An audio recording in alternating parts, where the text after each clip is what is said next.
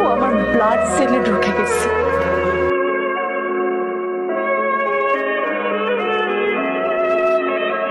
আমাকে মাফ করে দিবেন।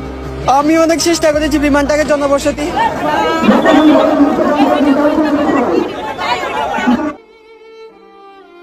সকালে যাবার সময় বলে গিয়েছিল, আজ আমার ফাইনাল পরীক্ষা, আজকের পর পাইলট হয়ে ফিরে আসব।